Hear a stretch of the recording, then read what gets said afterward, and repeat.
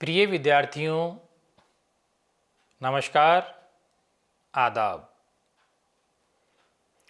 चौथे सप्ताह के 19वें व्याख्यान में मैं डॉक्टर ग़ुलाम फ़रीद साबरी आप सभी का स्वागत करता हूं। जैसा कि आप जानते हैं कि इस सप्ताह हम शब्द संरचना सीख रहे हैं। पिछले व्याख्यान में हमने द्वंद्व समास, द्विगु समास और अव्ययी भाव समास को विस्तार से पढ़ा और इनके भेदों को समझा और देखा कि किस प्रकार से द्वंद्व समास, द्विगु समास और अव्ययी भाव समास शब्द निर्माण में अपनी भूमिका निभाते हैं। इस क्रम को आगे बढ़ाते हुए आज के इस 19वें व्याख्यान में हम उपसर्ग पढ़ेंगे और देखेंगे कि किस प्रकार उपसर्गों के द्वारा शब्दों का निर्माण होता है। इस विषय के अध्ययन के बाद आप उपसर्गों से परिचित हो सकेंगे। हिंदी उपसर्ग से बनने वाले शब्दों को जान सकेंगे। संस्कृत उपसर्गों से बनने वाले शब्दों से परिचित हो सकेंगे और उर्दू उपसर्गों से बनने वाले शब्दों को भी जान सकेंगे। तो आइए शुरू करते हैं उपसर्ग। पहले उपसर्ग की परिभाषा पर बात करते हैं। उप प्लस सर्ग मिलाकर बनता है आपका उपसर्ग। उप का अर्थ है समीप या निकट और सर्ग का अर्थ है सृष्टि करना। उपसर्ग उस शब्दांश या अव्यय को कहते हैं जो किसी शब्द के पहले आकर उसका विशेष अर्थ प्रकट करता है। उपसर्ग का स्वतंत्र अस्तित्व नहीं होता है, पर वे अन्य शब्दों के साथ मिलकर उनके विशेषण का बोध कराते हैं। दूसरे शब्दों में वह शब्दांश जो किसी मूल शब्द के आगे जुड़कर नए शब्द का निर्माण करता है उसे उपसर्ग कहते हैं। उदाहरण के लिए जैसे मैं आपको एक शब्द बताऊं, शब्द है आपका हार। अब हार के पहले प्र उपसर्ग जुड़ जाने से एक नया शब्द प्रहार बनता है। यहां एक बात ध्यान देने वाली ये भी है कि एक ही मूल शब्द के साथ भिन्न भिन्न उपसर्गों के मिलने से मूल शब्द से भी भिन्न अर्थ हो जाते हैं। अब जैसे हार में हमने लगाया प्र तो प्रहार बन गया। हार में अगर हम वि लगा दें तो विहार बन जाएगा। हार में अगर हम आ लगा दें तो आहार बन जाएगा और हार में अगर हम सन लगा दें तो संहार बन जाएगा। तो आप देख रहे हैं कि प्रहार, विहार, आहार, संहार, मूल शब्द इसमें हार है, जिसमें 4 अलग अलग तरह के उपसर्ग लगाकर हमने 4 नए शब्दों का निर्माण कर दिया। इन चारों शब्दों में एक ही मूल शब्द है, हार, लेकिन भिन्न भिन्न उपसर्गों के जुड़ने से चारों शब्द के अर्थ अलग हो गए हैं। यदि हम उपसर्ग के प्रकार की बात करें तो उपसर्ग मुख्यतः 3 प्रकार के होते हैं। पहला, संस्कृत के उपसर्ग या तत्सम उपसर्ग। दूसरा, हिंदी के उपसर्ग या तद्भव उपसर्ग। और तीसरा, आगत उपसर्ग यानी उर्दू उपसर्ग। सबसे पहले अलग अलग उपसर्गों पर बात करने से पहले मैं उपसर्ग की कुछ विशेषताएं आपको यहां बताना चाहूंगा। उपसर्ग की 3 विशेषताएं होती हैं। पहली, शब्द के अर्थ में नई विशेषता लाना। शब्द के अर्थ में नई विशेषता लाना, जैसे प्र प्लस बल। बल में हमने प्र जोड़ दिया तो प्रबल बन गया। अनुशासन, शासन में हमने अनु जोड़ दिया तो अनुशासन बन गया। तो ये क्या है, अर्थ में नई विशेषता लेकर आते हैं। दूसरा है शब्द के अर्थ को उलट देना। जैसे मान लीजिए सत्य है, हमने उसमें अ उपसर्ग जोड़ दिया तो असत्य हो गया। यश है, उसमें हमने अप जोड़ दिया तो अपयश हो गया। तो इन दोनों उदाहरणों में आपने क्या देखा कि शब्द के अर्थ जो है वो उलट गए हैं। और तीसरी जो विशेषता है उपसर्गों की वो है शब्द के अर्थ में कोई खास परिवर्तन न करके मूल अर्थ के इर्द गिर्द अर्थ प्रदान करना। जैसे शुद्ध है, शुद्ध में हमने वि उपसर्ग जोड़ दिया तो विशुद्ध बन गया। भ्रमण है, भ्रमण में हमने परि जोड़ दिया तो परिभ्रमण हो गया। तो ये 3 विशेषताएं उपसर्गों की हैं, या तो शब्द के अर्थ में नई विशेषता लाना, दूसरी शब्द के अर्थ को उलट देना, और तीसरी शब्द के अर्थ में कोई खास परिवर्तन न करके मूल अर्थ के आसपास ही इर्द गिर्द ही अर्थ प्रदान करना। उपसर्ग की विशेषताओं को जानने के बाद अब आगे बढ़ते हैं और पहले बात करते हैं संस्कृत के उपसर्ग या तत्सम उपसर्ग की। हिंदी में उपयोग में आने वाले संस्कृत के उपसर्ग तत्सम उपसर्ग भी कहलाते हैं।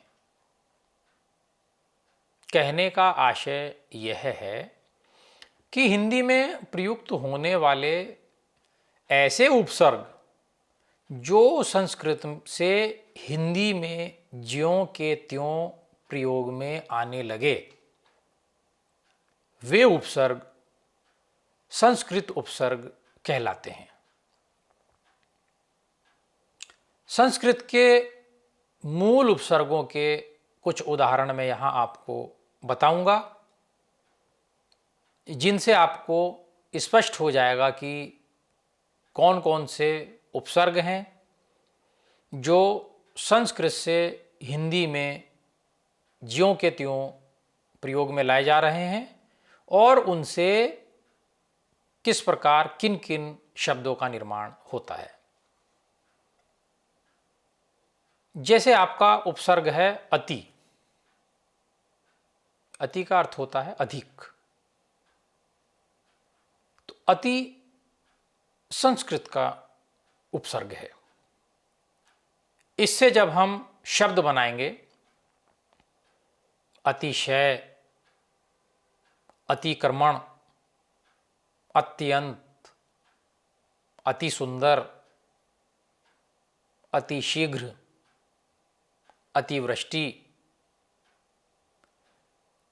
एक शब्द है आपका अधि। अधि का अर्थ होता है श्रेष्ठ या प्रधान। तो इससे बनने वाले शब्द होंगे अधिकार, अधिनियम, अधिनायक, अध्ययन। एक शब्द है आपका अनु। अनु का अर्थ होता है पीछे। उससे बनने वाले शब्द होंगे अनुसार, अनुराग, अनुकूल, अनुसरण, अनुकरण। एक शब्द है आपका अप। अप का अर्थ होता है बुरा। उससे बनने वाले शब्द होंगे अपशब्द, अपकार, अपशकुन, अपवाद। इसी प्रकार अपि शब्द है, अपि उपसर्ग है, जिससे अपिहित, अपिधान, अपिधि ये शब्द बनते हैं। अभि उपसर्ग है। अभि का अर्थ होता है अधिकता या समीपता। इससे बनने वाले शब्द होंगे अभिमान, अभिमुख, अभिसार, अभियोग, अभिशाप, अभिनव। इसी प्रकार से आपका शब्द है अव। अव का मतलब होता है पतन या हीनता। इससे बनने वाले शब्द होंगे आपके अवगुण, अवसान, अवनति, अवसर। एक उपसर्ग है आपका आ। आ का अर्थ उल्टा होता है या फैलाव, जैसे आजीवन, आयात, आगमन, आभार, आकार, आवास, आजन्म। एक उपसर्ग है आपका उत। उत का अर्थ होता है ऊपर। इससे बनने वाले शब्द होंगे उत्कर्ष, उत्तम, उत्थान, उत्कंठा, उत्साह, उत्पत्ति, उद्भव। तो इनमें सब में देख रहे हैं आप कि किस प्रकार से उत उपसर्ग लगकर शब्दों का निर्माण हो रहा है। ऐसे ही एक उपसर्ग है उप। उप का अर्थ होता है छोटा या निकट। उपकार, उपनाम, उपमंत्री, उपवन, उपमुखिया, उपदेश इत्यादि। दुष उपसर्ग है, जिसका अर्थ होता है बुरा। दुष्कर्म, दुष्प्राय, दुष्कर। इसी तरह दुर उपसर्ग है, जिसका अर्थ होता है कठिन। उससे बनने वाले शब्द जैसे दुर्गम, दुर्गुण, दुर्बल। नीर उपसर्ग है, जिसका अर्थ होता है रहित, जैसे निर्बल, निर्भय, निर्विरोध, निर्विवाद, निर्णय। इसी प्रकार निस उपसर्ग है, जिसका अर्थ होता है बिना। निश्छल, निष्काम, निस्तेज, निश्चय। नि उपसर्ग होता है, जिसका अर्थ होता है नकार, जैसे निषेध इत्यादि। प्र उपसर्ग है, जिसका अर्थ होता है अधिक। प्रकार, प्रहार, प्रलोभ, प्रचार, प्रसार, प्रकोष्ठ, प्रख्यात। परा उपसर्ग है जिसका अर्थ होता है विपरीत। इससे बनने वाले शब्द हैं जैसे पराक्रम, पराजय, पराजित, पराश्रय। एक उपसर्ग है आपका प्रति। प्रति का अर्थ होता है उल्टा या प्रत्येक।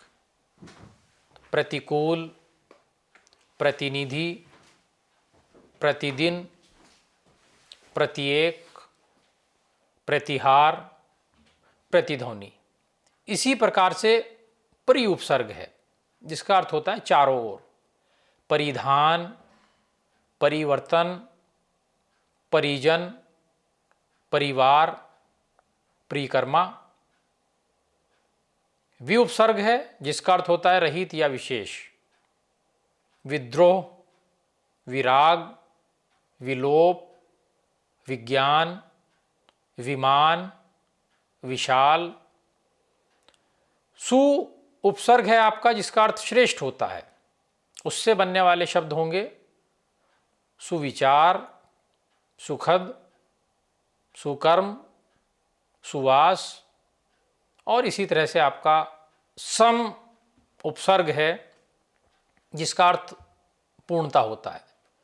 संगम, संग्रह, संचार, संतोष, संकल्प। तो ये सभी जितने भी उदाहरण मैंने आपको बताए, ये सभी उदाहरण संस्कृत उपसर्गों के थे। आपने देखा कि एक एक उपसर्ग से कितने सारे शब्द बन रहे हैं। अब आगे बढ़ते हैं और बात करते हैं हिंदी के उपसर्गों की। हिंदी के उपसर्गों को तद्भव उपसर्ग भी कहा जाता है। यहां मैं आपको एक एक उपसर्ग बताऊंगा और उससे बनने वाले शब्दों को बताऊंगा। जैसे अ का अर्थ होता है निषेध। अ उपसर्ग से बनने वाले शब्द होंगे अज्ञान, अनाम, अमोल, अकारण। दूसरा उपसर्ग है आपका अन। अन का अर्थ होता है निषेध। इससे बनने वाले शब्द होंगे अनजान, अनपढ़, अनचाहा, अनमोल। इसी तरह आपका अध उपसर्ग है जिसका अर्थ होता है आधा।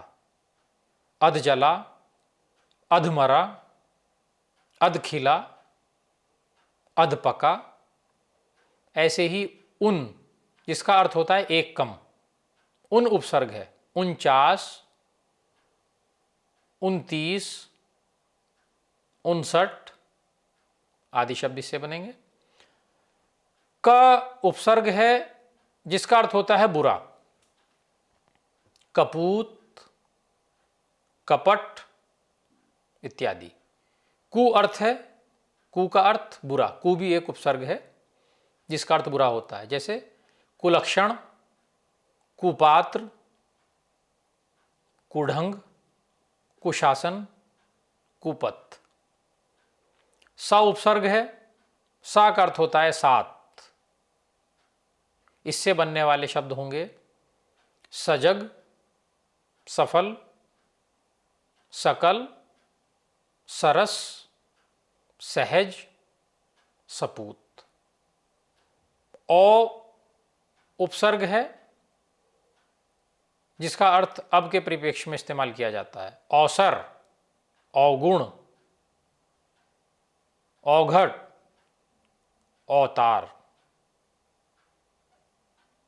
चौ उपसर्ग है। चौ का अर्थ होता है चार। जैसे चौराहा, चौमासा, चौसर, चौपाया, चौमुख। पच उपसर्ग है हिंदी का जिसका अर्थ होता है पांच। पचरंगा, पंचमेल, पंचमढ़ी। इसी तरह पर उपसर्ग है जिसका अर्थ होता है दूसरा। परलोक, परोपकार, परजीवी, परदेश। भर उपसर्ग है, भर का अर्थ होता है पूरा।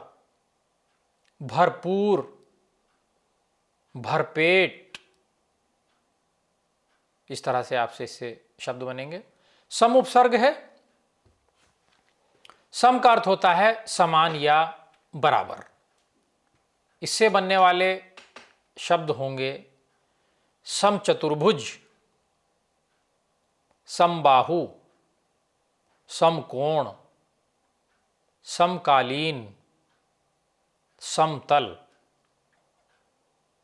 बहु उपसर्ग है आपका हिंदी का, जिसका अर्थ होता है बहुत या ज्यादा। बहुराष्ट्रीय, बहुवचन, बहुभुज, बहुमत, इससे बनने वाले शब्द हैं। दूपसर्ग है जिसका अर्थ होता है बुरा या हीन। इससे बनने वाले शब्द होंगे दुर्जन, दुर्गुण, दुर्बल, दुशासन। बिन आपका उपसर्ग है जिसका अर्थ होता है बिना। बिन सोया, बिन रोया, बिन खाया, बिन पिया, बिन बुलाया, बिन मांगा, इत्यादि। संस्कृत और हिंदी के उपसर्गों के बाद अब आगे बढ़ते हैं और देखते हैं कि आगत उपसर्ग क्या होते हैं। आगत उपसर्ग उन उपसर्गों को कहते हैं जो विदेशी भाषा से आए या लिए गए हैं। आमतौर पर आगत उपसर्ग के अंतर्गत उर्दू के उपसर्ग और फारसी के उपसर्ग का प्रयोग होता है। आगत उपसर्ग को विदेशज उपसर्ग भी कहा जाता है। अब आगत उपसर्ग के कुछ उदाहरण मैं आपको यहाँ बता रहा हूँ कि किस प्रकार से कौन कौन से ऐसे उपसर्ग हैं जो आगत हैं या विदेशज हैं, उनका क्या अर्थ है और उनसे किन किन शब्दों का निर्माण हो रहा है। पहला उपसर्ग है खुश। खुश का अर्थ होता है अच्छा या श्रेष्ठ। इससे जब हम शब्द बनाएंगे तो बनेंगे खुश दिल, खुश मिजाज, खुश हाल, खुश किस्मत। ऐसे ही आपका उपसर्ग है गैर, जिसका अर्थ होता है के बिना। इससे जब हम शब्द बनाएंगे तो बनेंगे गैर कानूनी, गैर हाजिर, गैर सरकारी, गैर ज़रूरी। एक उपसर्ग है आपका ना, जिसका अर्थ अभाव या नहीं। इससे बनने वाले शब्द होंगे नासमझ, नापसंद, नालायक, नापाक, नाराज, नादान। इसी तरह कम उपसर्ग है जिसका अर्थ होता है थोड़ा या हीन। इससे जो शब्द बनेंगे कम दिमाग, कम उम्र, कमज़ोर इत्यादि। हम उपसर्ग है जिसका अर्थ होता है समान या बराबर। हम साया, हम सफ़र, हम दर्द, हम राज, हम राह, इससे बनने वाले शब्द होंगे। ऐन उपसर्ग है जिसका अर्थ है समय से, ऐन मौके, ऐन वक्त, ऐन जगह, इससे बनने वाले शब्द हैं। बर उपसर्ग है। बर का अर्थ बाहर या ऊपर होता है। बर्खास्त, बर्दाश्त, इससे बनने वाले शब्द हैं। बद उपसर्ग है जिसका अर्थ होता है बुरा, इससे बनने वाले शब्द होंगे बदनाम, बदहजमी, बददिमाग, बदकिस्मत, बदबू इत्यादि। बे उपसर्ग है जिसका अर्थ होता है बिना।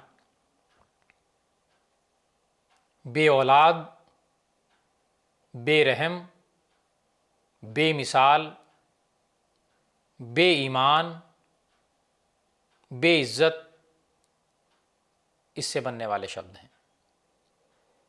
ला उपसर्ग है। ला का अर्थ भी बिना होता है। लावारिस, लापरवाह, लाचार, लापता इत्यादि शब्द इससे बनेंगे।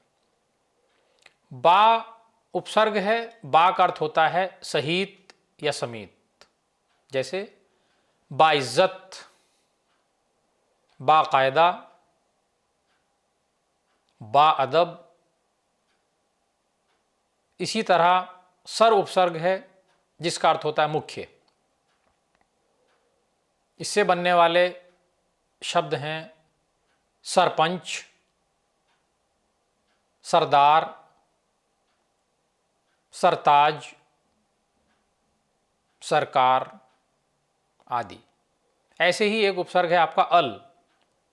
अल का अर्थ होता है नियत या निश्चित, जैसे अल सुबह, अलविदा, अलबत्ता। तो ये जितने भी उदाहरण मैंने आपको बताए हैं ये सब आगत या विदेशज उपसर्ग हैं। मुझे आशा है कि आज के इस व्याख्यान के माध्यम से आपको उपसर्गों तथा इनके प्रकारों के बारे में विस्तृत जानकारी प्राप्त हुई होगी।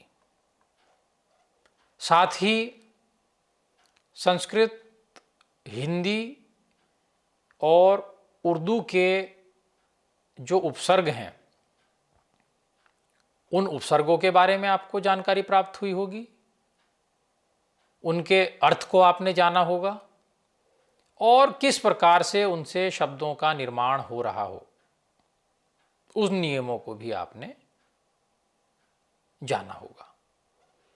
अंत में आज की प्रश्नावली से पहले व्याख्यान संख्या 18 पर आधारित प्रश्नों के उत्तर पहले देख लेते हैं।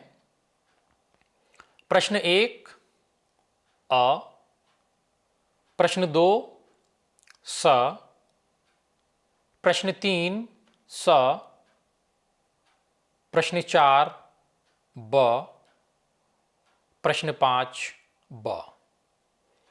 अब आज के व्याख्यान के अंतर्गत जो बातचीत हमने की है उसी बातचीत पर आधारित कुछ बहुविकल्पीय प्रश्न हैं